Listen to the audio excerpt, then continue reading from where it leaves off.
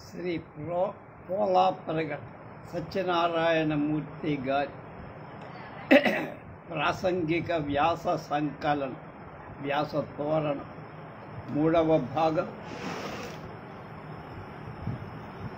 23/6/20 వీధి అరుగు అనేటువంటి వ్యాసం శ్రీ దేవులపల్లి వెంకటకృష్ణ శాస్త్రి గారిది.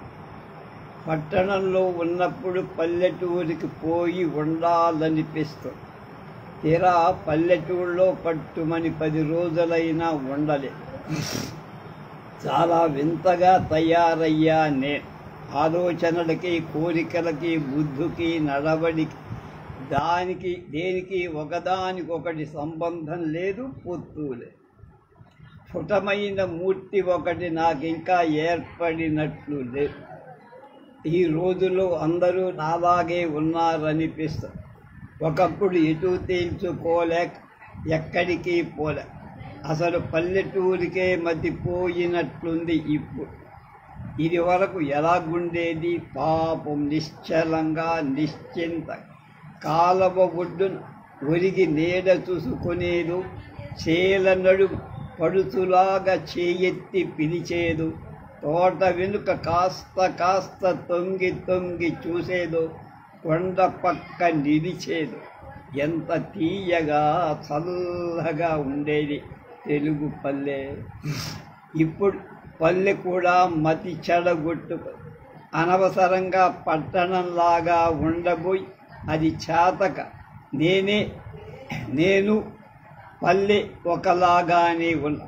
కాఫీ హోటళ్ళు, వాటి నుంచి గ్రామ్ఫోన్ రికార్డుల అరుపులు, కిళ్ళి సోడా కొట్లు, బస్సుల సందడి, సినిమాలు, వాటి తాలూకు ప్రకటనలు, వీటన్నిటితో గ్రామం వేడుక కోసం నగరం వైపు మొగం తిప్పుకొని చూస్తున్నట్లు.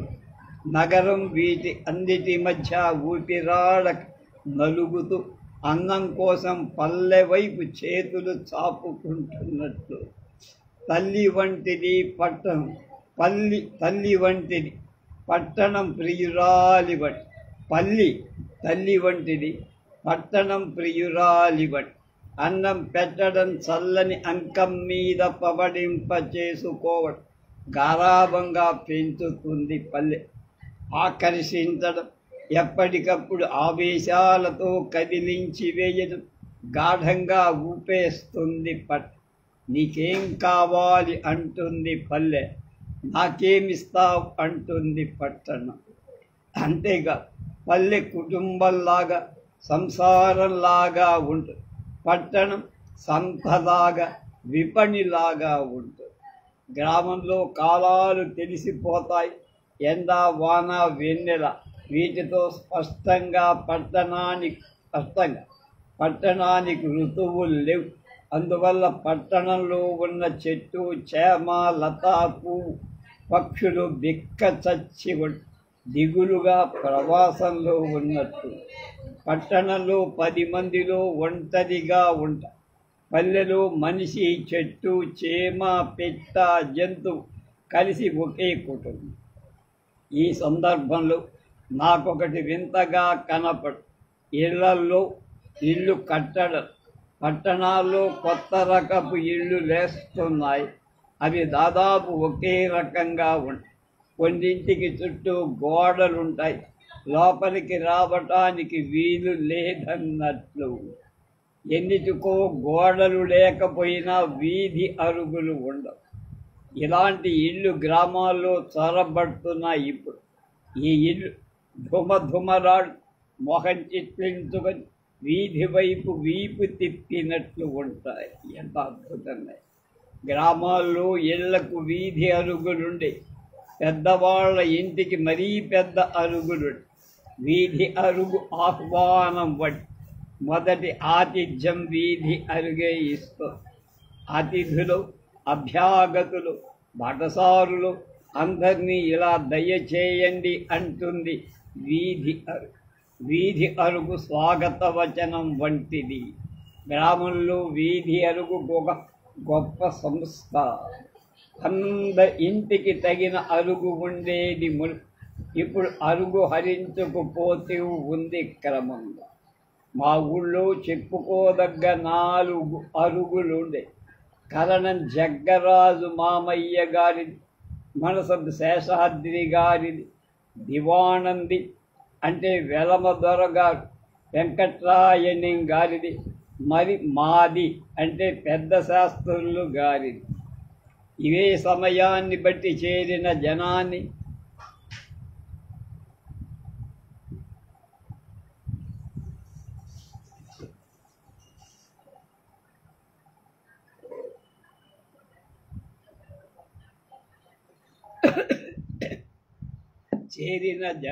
బట్టి కచేరీలయ్యే, క్లబ్బులయ్యే, సభాస్థలాలు అయ్యే. కరణంగారి వీధి అరుగు, రాయణింగారి వీధి అరుగు గచ్చువి పెద్దది. రాయణింగారి అరుగు గచ్చు నిగనిగమంటూ నొందగా మెరుస్తూ ఉంటుంది. అరుగంటే నిజానికి 2 అరుగు, వీధి గుమ్మానికి అటు ఇటు. దివాణపు అరుగు మీద తివాసీలు పరచి ఉండేవి, కానీ చల్లటి గచ్చు మీదే కూర్చోవాలని ఉండేది మాకు. ఈ అరుగుల మీద ఇటు అటు చేరగిలబడ్డానికి గచ్చు బాలీసులుండే.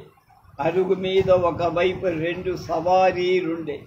చక్కగా చెక్కిన అడ్డలు, సోగదండలు, దంతపు కోళ్ళు, రాయంచ రెక్కలతో పరుపు బాలీసుల్లా వింత పని చక్కీలు, పింజరీలు మొదలైన వాటితో. పెద్దలు మాట్లాడుకుంటుంటే పిల్లలు ఆ సవారీలో సరదాగా కూర్చునేవాళ్ళు. ఆ అరుగుల మీద ఉన్న కిటికీలలో నుంచి దివాణం లోపలి భాగం కనపడి, నగిసీ పనుల మించు నిగనిగ జిగ్గులు, కంబములు, దూలములు కలిగి వింత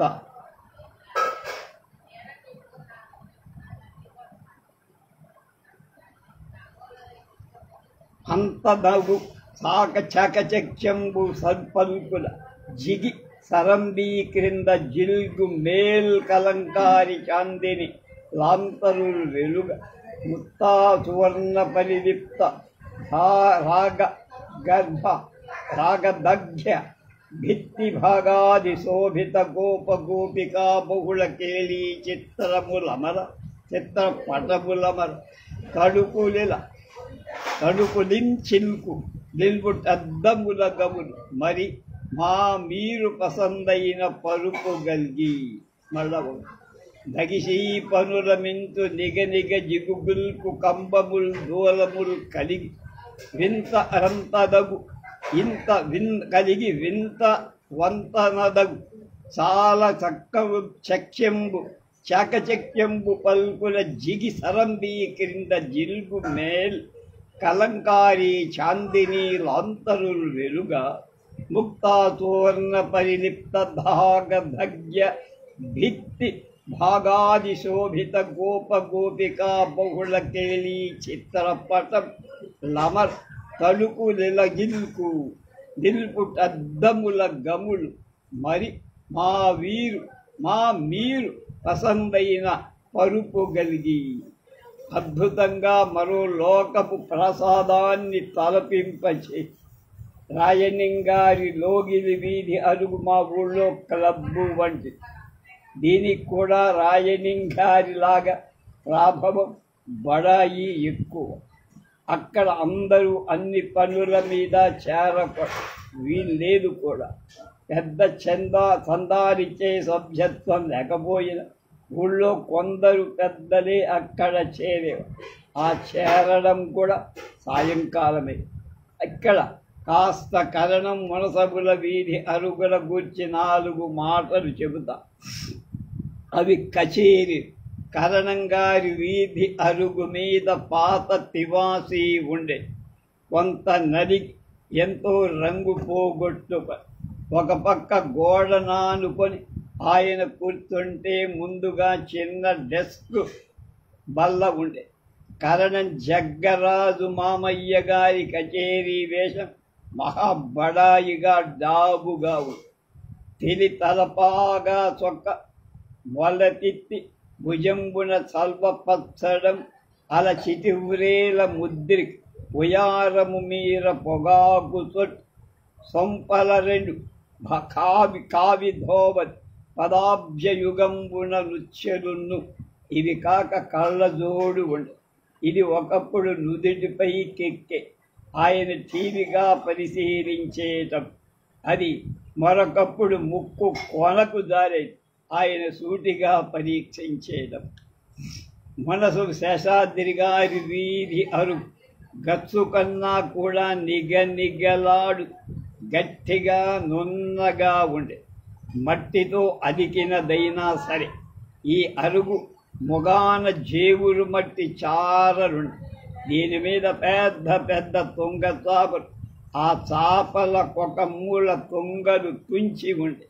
వచ్చిన వాళ్ళు తోసగా పెరకడంతో పళ్ళు కొట్టుకుందుకో అలాగే నమలడానికో పీడకం వల్ల పీకడం వల్ల అలా ఉండే. మనసపు అరుగు మీద కూడా ఒక సవారీ ఉండే. పెద్ద పట్టె నామాలు, ఎర్రసారుల నిడుపాటి కళ్ళు, కోటేసిన గరుడము అంటే కొటారంటారు.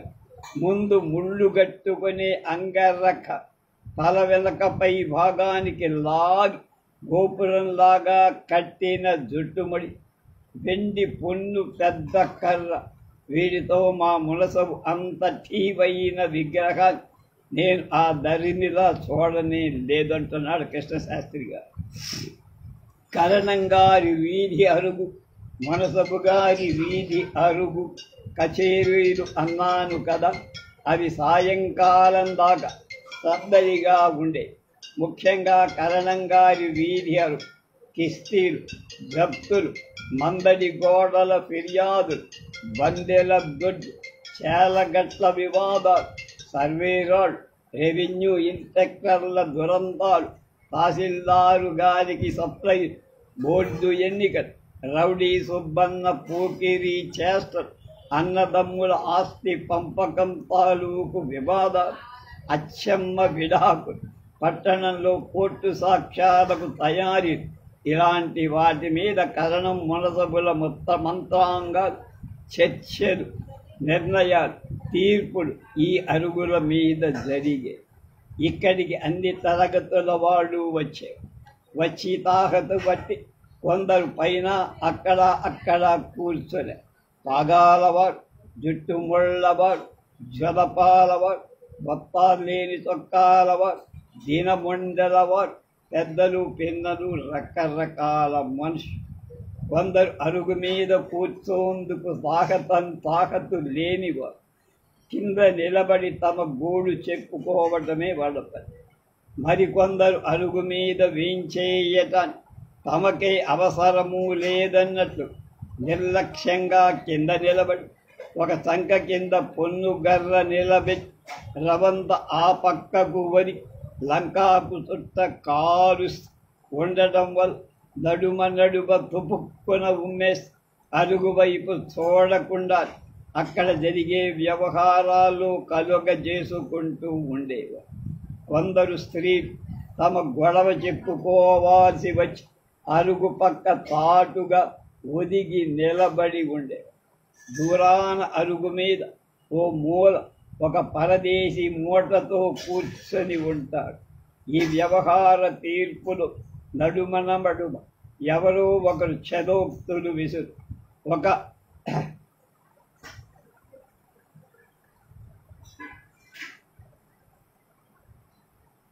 ఒకడు అనవసరంగా కలగజేసుకొని చివాటు పని లేకుండా వచ్చినవాడు అక్కడక్కడ కూర్చొని ఇద్దరు ముగ్గురు తమ తీర్పులు కూడా ఇచ్చేస్తూ ఉంటారు. సాయంకాలం 3 గంటలను దివాణపు వీధి అరుగు, అక్కడికి కరణం మునసబు వస్తారు,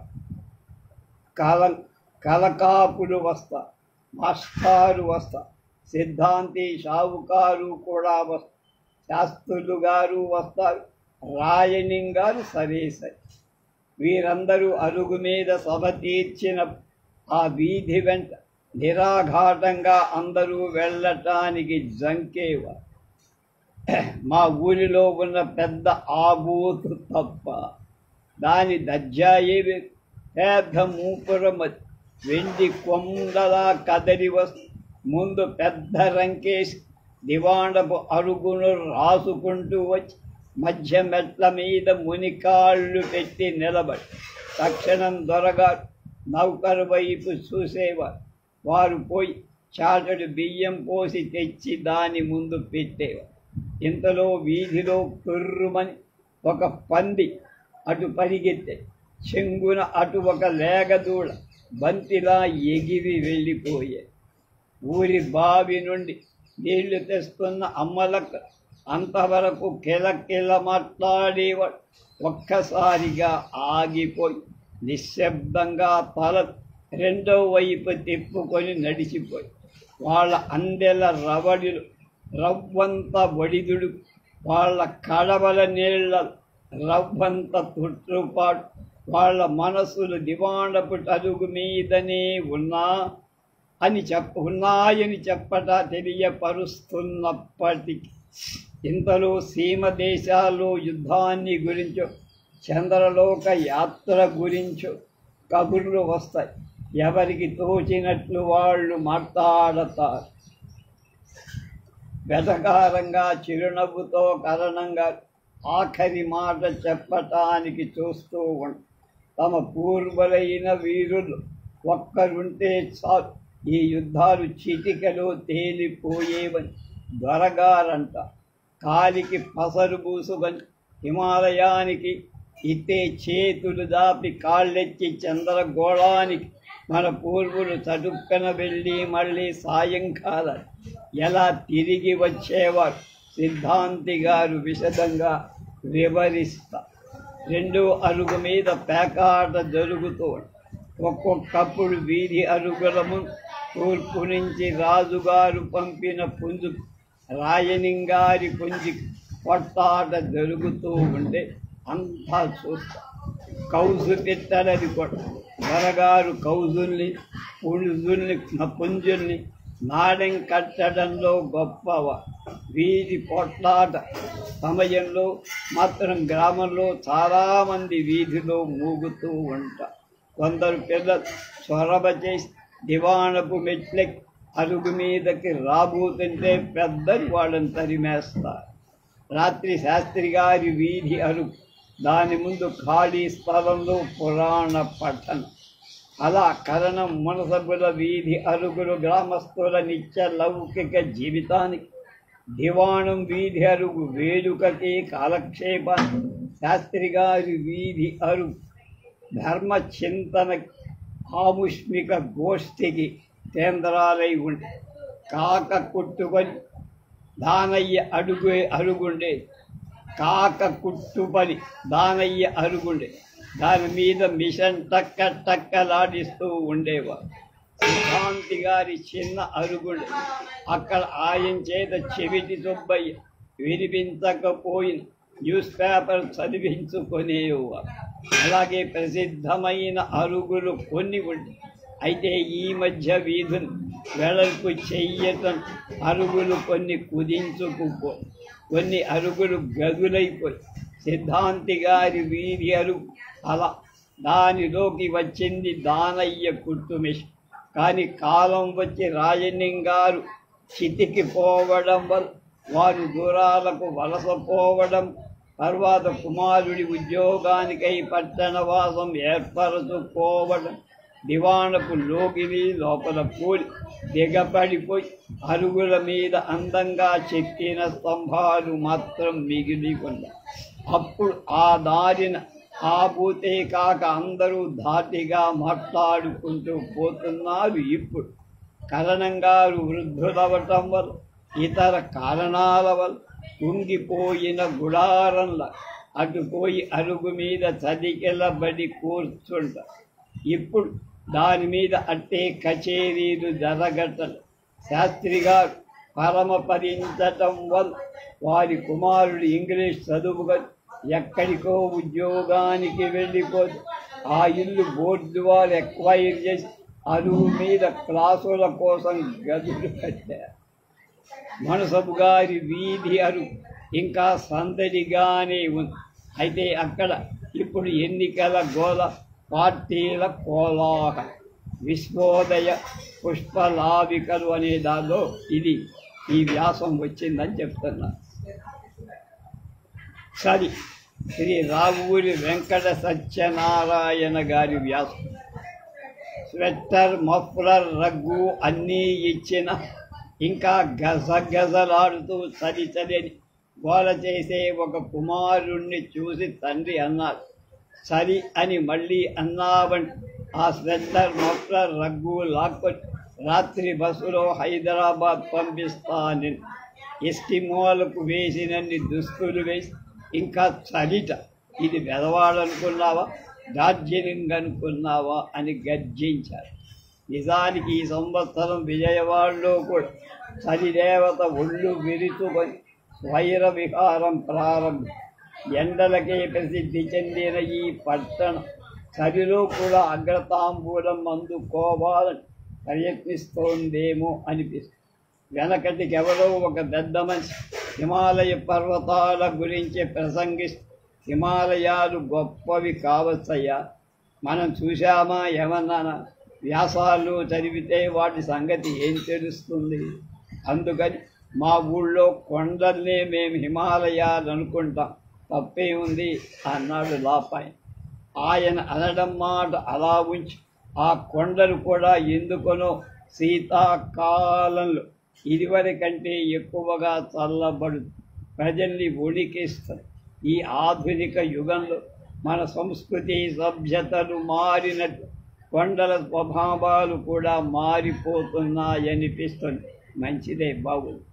పోనీ ఉత్తరాది సోదరులతో పాటు మనం కూడా 2 నెలలకు చనికి ఒడుగుదాం.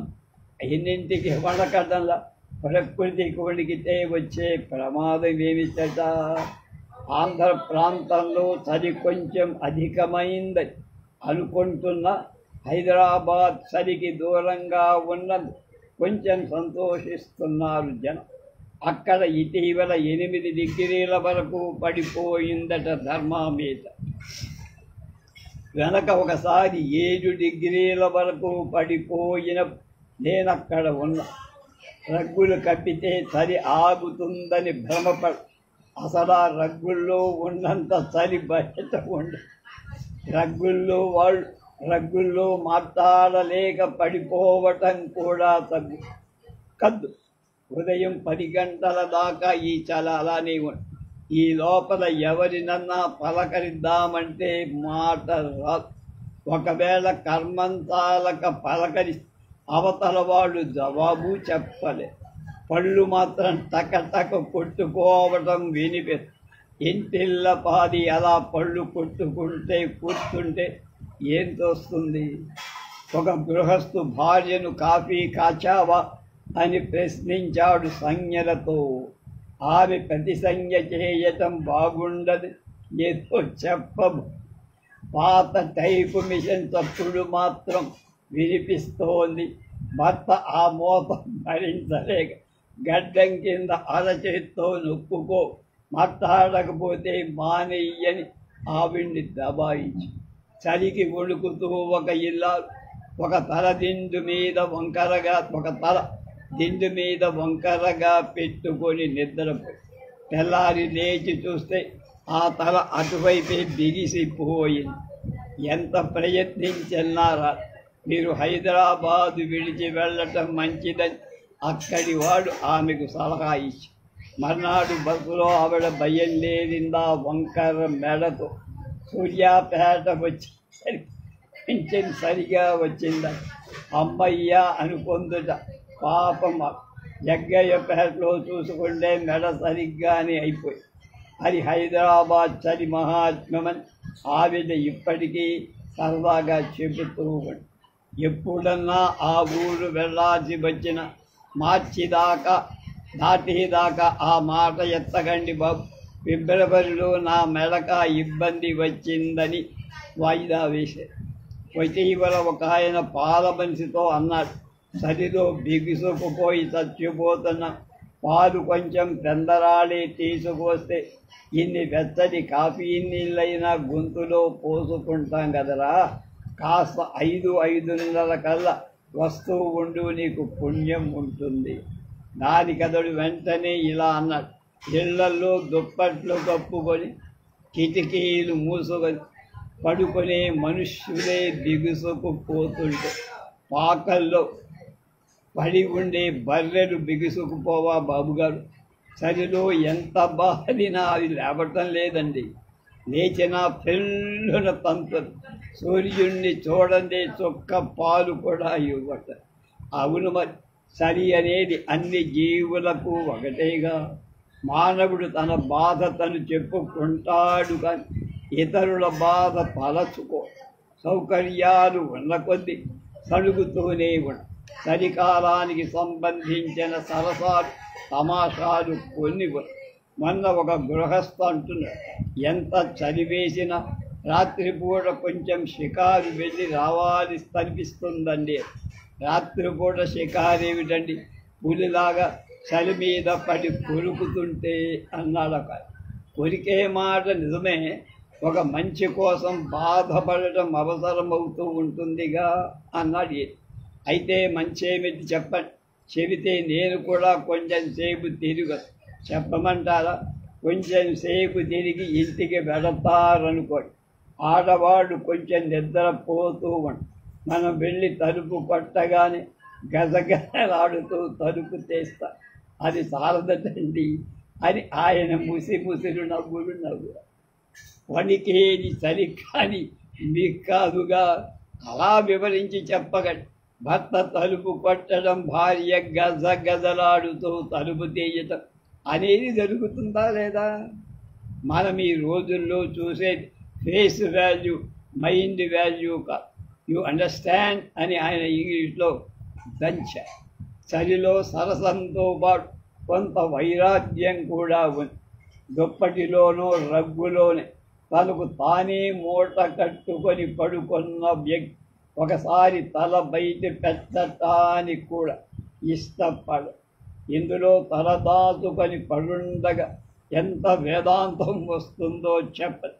ఆత్మకి అతనికి ఎంతో సంవాదం జరుగుతుంది. ఆత్మ ఎక్కడో చప్పుడవుతోంది. దొంగలేమో ఒకసారి లేచి వాడు చూసి మాత్రం ఏం లాభం? మనమేమన్నా వాళ్ళను కొట్టగలమా? ఏమన్నానా? ఎలా వ్రాసి ఉంటే అలా జరుగుతుంది. పడుకోవటమే మంచి. తీరా నష్టపడేది నువ్వేగా. నష్టమైతే అయ్యింది కానీ కష్టపడలేదు. ఈ దుప్పటి తీసి సుఖం పోగొట్టుకో. తెల్లారిన తర్వాత లేని వారికి ఆత్మకు సంపాదం ఇలా ఉంటుంది. లేవలేని వాళ్ళకి ఆత్మ ఏమిటా బద్ధకం. లే, ఎంత బుద్ధెక్కిందో చూడు. నేను చూడలేదు, నన్ను వేధించ. ఆఫీసుకు వెళ్ళక్కర్లేదా? ఒళ్ళు అమ్ముకొన్నానని జ్ఞాపకం ఉందా? అమ్మకం మాటేమో ఈ రగ్గు తాకట్టు పెట్టేశా, అది వదిలించుకోలేకుండా ఉన్నా. జాగ్రత్తగా ఆలోచించుకో. జీవితం అంటే ఆషామాషి కాదు. ఆషామాషి అని అద్భుతమైన సీరియల్ ఈయనే రాశారు రాహుల్. అనేక బాధ్యతలు.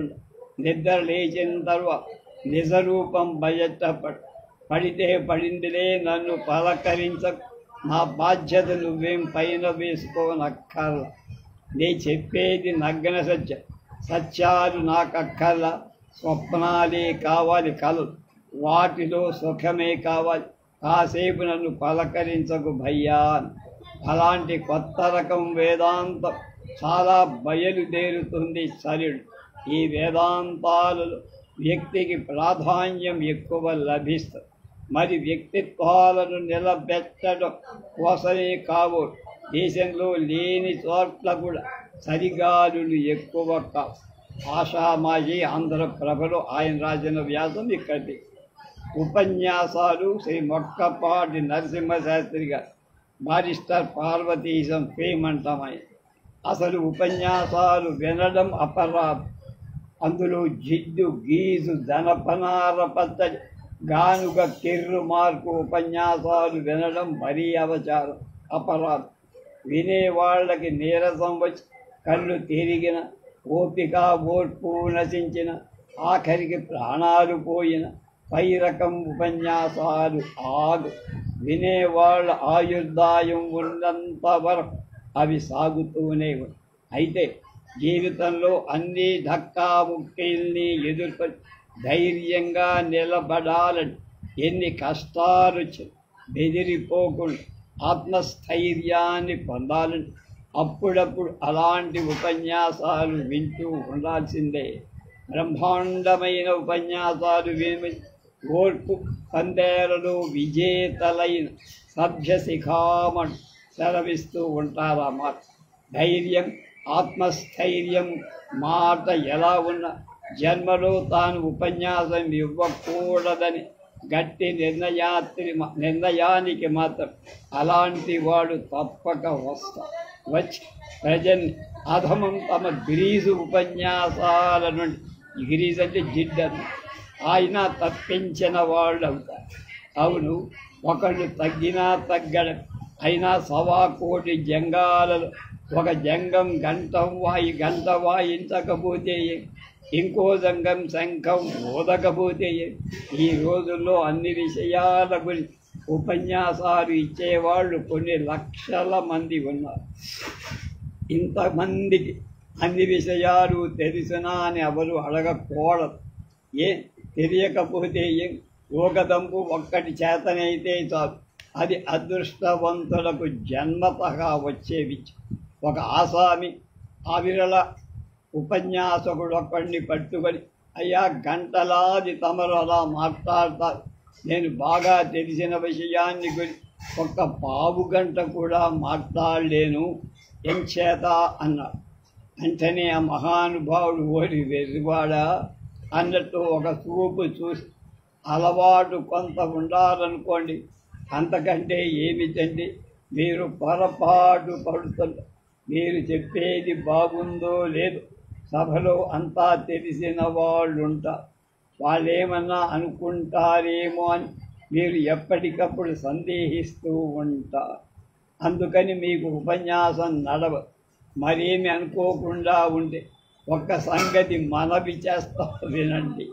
మన సంగతి తెలిసినవాడు మన్ని ఉపన్యాసాలు ఎమ్మనడు. అలాగే మన సత్తా తెలిసినవాడు, మనకంటే విద్వత్తున్నవాడు సభకు రాదు.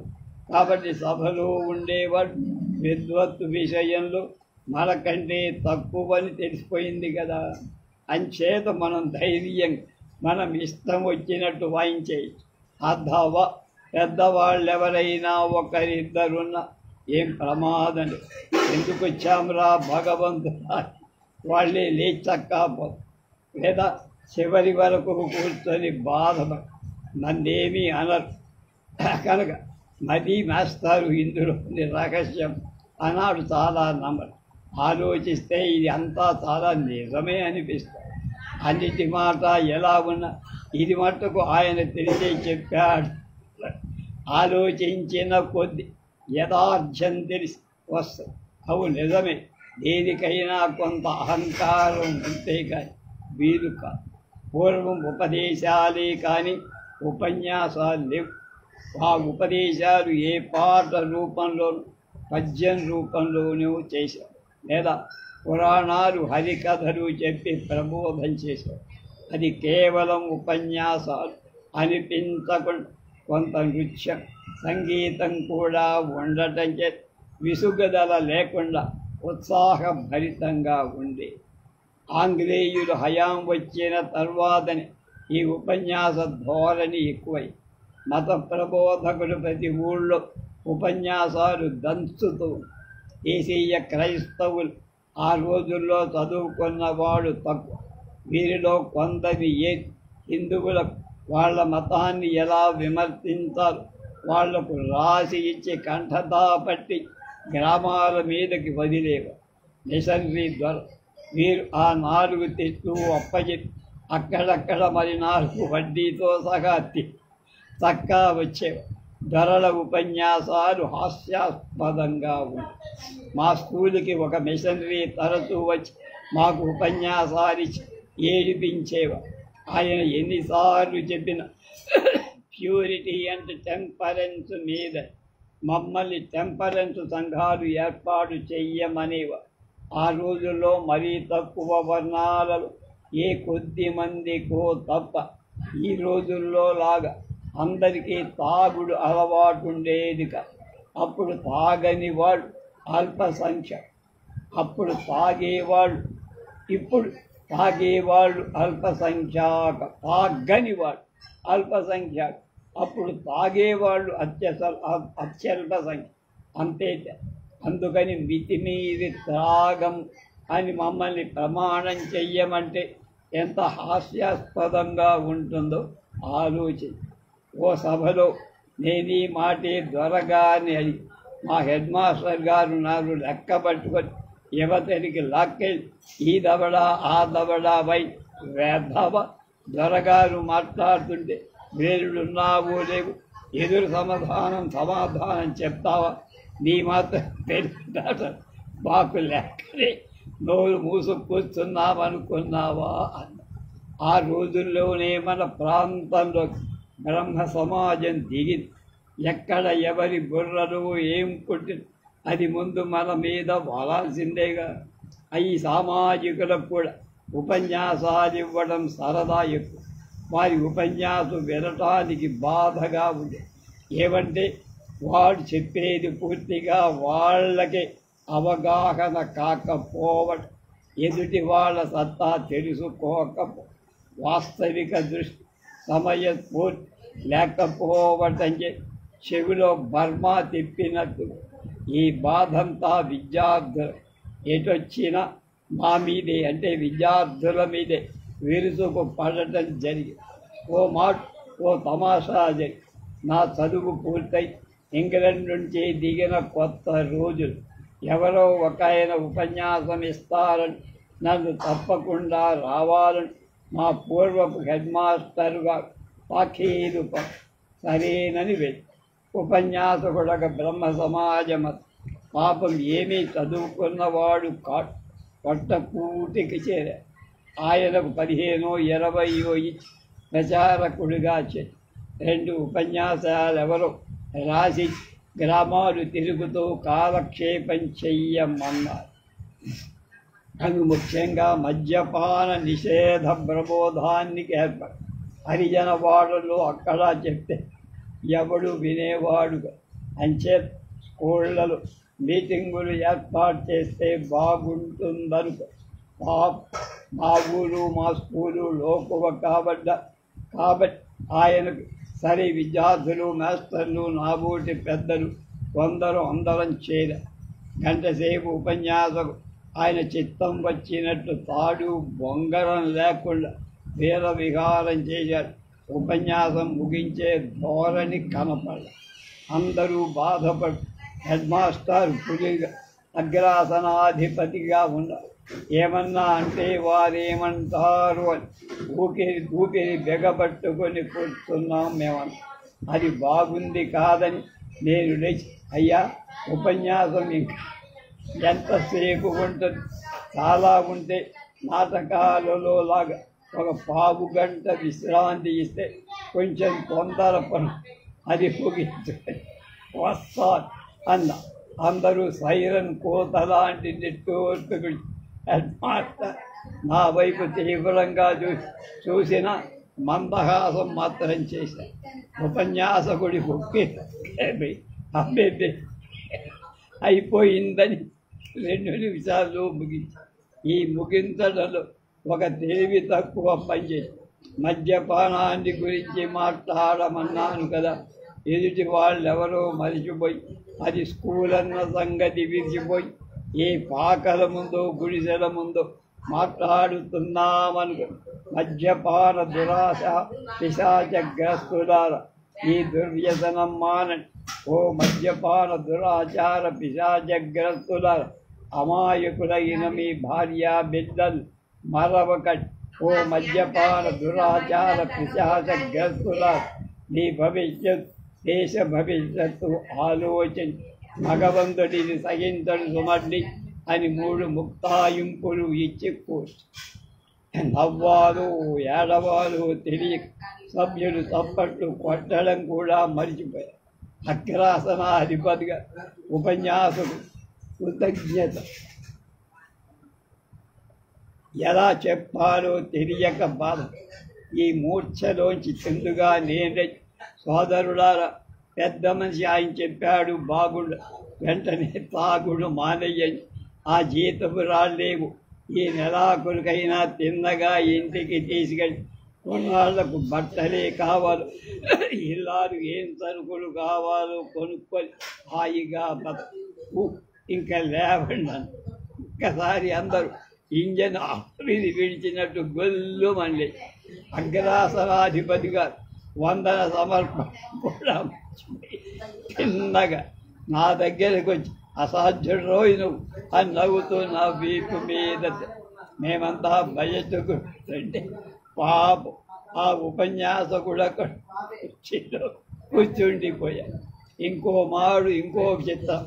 ప్రతి స్కూల్లో పాత విద్యార్థి సంఘాలు వాటి వార్షికోత్సవాలు జరపడం కొన్నాడు ఫ్యాషన్గా. మా స్కూల్లో జరిగే సంవత్సరీకాన్ని నేను వెళ్ళా. మా పాఠశాల పాత విద్యార్థులు ఒక మహమ్మదీయుడు కూడా ఉండే. ఆయన చాలా తెలివైన బాగా చదువుకొని మంచి ఎటొచ్చి చాలాసేపు మాట్లాడడం ఆయన కల. రాను రాను ఆయన ముస్లిం లీగ్ మీద అభిమానం ఎక్కువై ప్రతి సభలో మన వాళ్ళను దూషించడం ఎక్కువ. ఆ రోజు ఆయన ఉపన్యాసం గంట పైగా వాయించేశారు. ఏదేదో చెప్పి పార్సీ భాషలోని అరబ్బీ భాషలో హిందూ అంటే దొంగ అర్థం కల హిందువులంతా దొంగలు అనే ధోరణి ఉపన్యాసం సాగి చివరి ఎలాగైతే ఏం ముగించారు. నాకే అందరికీ ఒళ్ళు మండిపోయి. తర్వాత ఒకరు డాక్టర్ మాట్లాడటానికి వేదిక మీదకి నేను లేచి సభాపతిని ఉద్దేశించిన, అయ్యా నాకొక చిన్న ఇది వార్షికోత్సవం, పాత విద్యార్థులు కలుసుకోవడం, లాంఛనప్రాయంగా సభ జరపడం బాగుంటుంది, కానీ దీర్ఘోపన్యాసాలు భరించడం కష్టం. ఇప్పుడు మాట్లాడినవారు చాలా విద్వాంసులు, తమకు తెలిసిందంతా ఇతరులకు చెప్పాలని కుతూహలం ఉన్నవారు ఇంతసేపు మాట్లాడారు. ఈ డాక్టర్ గారు తెలివైన వారు. సమయం దొరికింది కదా, ఈయన ఏ ప్యాథాలజీ గురించి పేషెంట్ల గురించి ఉపన్యాసం దంచితే బుద్ధిగా భరించారు. కాబట్టి సభాపతి గారు ఇక వక్తలకు 5 నిమిషాల కంటే ఎక్కువ వ్యవధి ఇవ్వదు, ధర్మం కాదు. సభలో గొల్లుమన్నారు. కోపం వచ్చి వెళ్ళిపో. ఉపన్యాసాలు అనేటప్పుడు ఇలాంటివేవో గమ్మత్తులు జరుగుతాయి. గాంధీ గారి ఉద్యమం తర్వాత నిజంగా దేశంలో ఉపన్యాసకులు చాలామంది తయారయ్యారు. ఎటొచ్చి మొదటి రోజులు ఎవడంతసేపు మాట్లాడగలరు, పందెం వేసుకొని మాట్లాడినట్లు మాట్లాడు. ఒకసారి ఉపన్యాసకుడు సుమారు 2 గంటల పైగా మాట్లాడాడు. అప్పటికైనా సగం కూడా కాల. ఈ దేశంలో స్వాతంత్ర సమరం వర్ణిస్తూ శత్రువుడు రాజప్రసాదం దగ్గరకు వచ్చారట. ఆ ప్రసాదానికి చాలా మెట్లున్నాయి.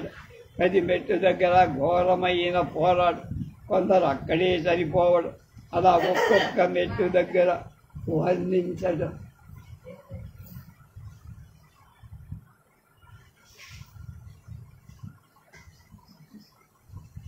అక్కడ చచ్చిన వాళ్ళ కోసం నిమిషం విచారిస్తూ నిలబడ్డ.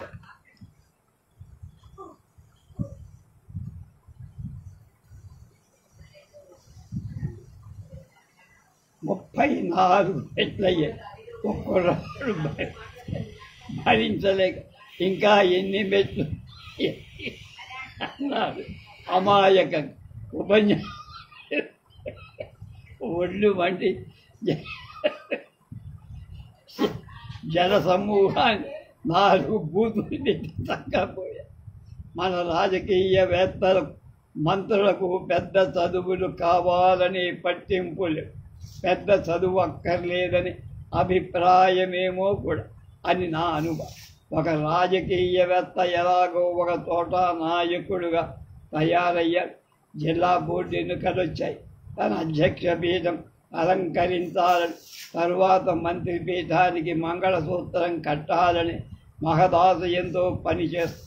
జిల్లాలోని ఒక గ్రామంలో చాలా సేవ చేసిన పెద్ద మనిషి చిత్రపటాన్ని ఆ ఊరు పంచాయతీ బోర్డు ఆఫీసులో ఆవిష్కరణ చెయ్యమని వాళ్ళు కోరగా అంగీకరించి చాలాసేపు జాతీయ అంతర్జాతీయ రాజకీయాల గురించి, విద్యా విధానాన్ని గురించి, గాంధీ గురించి, దేశాభిమానాన్ని గురించి, ఖద్దరు గురించి, జిల్లా బోర్డు గురించి, ఓటర్ల కర్తవ్యాన్ని గురించి సుదీర్ఘ ఉపన్యాసం చేసి అసలు విషయం మర్చిపోయి కూర్చు.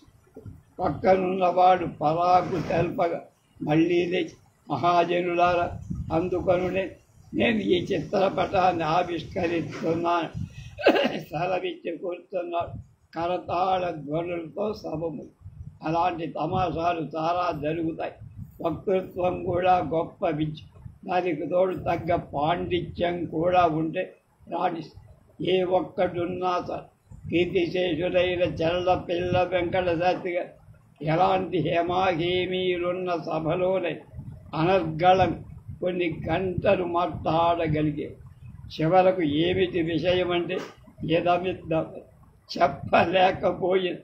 ఒక గంట క్షణంగా గడిచిపోయి ఒక్క నిమిషం కూడా వినకుండా వెళ్ళబుద్ధి అయ్యేది కాదు. అది ఉపన్యాసం అనిపించేదిగా, అదొక ఎంటర్టైన్మెంట్గా. అలాగే పానుగంటి లక్ష్మీనరసింహారావు గారు వారి ఉపన్యాసాలు కొందరికి దెబ్బలు గాయాలు తగిలిన విన్నంతసేపు సరదాగా బాగా. ఇప్పుడు ఇంట్లో మూసలకు ముసలమ్మ దగ్గని రైలులో మందులమ్మే వాడిదా అందరికీ ఉపన్యాస ధోరణి బాగా అలవాటు. అందరికీ ఒకటే శ్రోతలు ఉత్త దద్దమ్మల. రైలులో మందులమ్మే వాడిని చూడండి.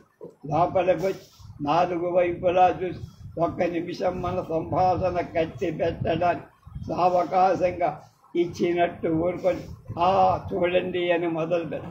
అంటే ఏమిటి మీ తత్తు బాధ కానీ ఎప్పుడు ఉండేదాగా ఒక్క క్షణమైన అది కట్టిపెట్టి నేను చెప్పబోయే విషయం వింటే బాగుపడతారని ఆ చూడండిలో అంతర్భావం.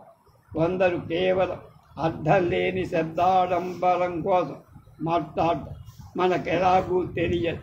అధ్యక్ష హార్యక్షుల సమయమం నిరక్షర కుక్షినైననే నా కుక్షిత్వం ప్రత్యక్ష సాక్షిభూతంగా అలా వహించారు. ఉన్న ధర్మశాల ఉపాకర్మ అన్నట్టు ఈ రాజకీయవేత్త ప్రచారకులు చాలనట్టు ఈ మధ్య మరీ ఎక్కువగా 7-8 ఏళ్ల నుండి సాంస్కృతిక ఉత్సవాలని తెరనాళ్లు ప్రారంభమయ్యాయి. నవంబర్ ఆఖరు వారం నుంచి జనవరి ఆఖరు వరకు ఈ తెరనాడు జరుగు. ఎక్కడెక్కడున్న కవులు కథకులు ఈనాడు బయటపడి వక్తలుగా తయారు. ఈ 2 నెలలు ఏ రైల్లో చూసిన తిరణాలకు వెళ్ళేవారు, వచ్చేవారు, రచయితలు, బాధ్యతలు ఎదిగిన వారు, ఎరగని వారు తగులుతారు. పాపం విద్యార్థులు వీళ్ళని వీళ్ళని పిలవకూడదనే పక్షపాత బుద్ధి ఉండదు. రమణావరెడ్డి మొదలు రాళ్లపల్లి వరకు, రేలంగి మొదలు రేడియో ఇంజనీరు వరకు సమస్త ప్రజ్ఞా పారంగతుల్ని పిలుస్తారు. అందరూ వెళ్తారు. సంస్కృతం లాంటి తెలుగులో, ఇంగ్లీషు లాంటి తెలుగుతో, తెలుగు లాంటి ఇంగ్లీషుతో అనేక రకాలుగా విజ్ఞానం వెదజల్లుతూ ఈ కవి ప్రకాండు. వీటి బాగోగులున్నారా? ఓ పూట కూటి ఏమండి ఇక్కడ భోజనం బాగుంటుందా అంటే తినేవాళ్ళు దంత సిరిని బట్టి బాగోగులు ఉంటాయి నాయన అంద. అలాగే ఉపన్యాసాల బాగోగులు శ్రోతల చెవులు చేసుకొని పాప పుణ్యాలను బట్టి ఉంటారు. కనుక నాయనలారా, నేను ఇచ్చిన ఈ ఉపన్యాసం అంతా విన్నాక మీ చెవులు ఇంకా మహాపాపం చేసుకున్నాయి అనరు కదా. ఎందుకంటారే అలా అంటే తిరిగి మీకే తగులు అనే భయము, ఈ పెద్ద మనిషి ఏమనుకుంటాడు అనే మొహమాటం మీకు ఉండకపోతుందా? తప్పకుండా ఉండే అంటూ బారిస్టర్ పార్వతీశం గారు తమ సుదీర్ఘ ఉపన్యాస పూర్వక బాతాఖానీ ముగించారు. బారిస్టర్ గారి బాతాఖానీలోంచి దీన్ని ఏది తీసుకున్నారు? రేపు తెలుగు కవిత్వంలో ఫ్యాషన్ అనే దాని గురించి శ్రీ నోరి నరసింహశాస్త్రి గారి వ్యాసం చూస్తారు.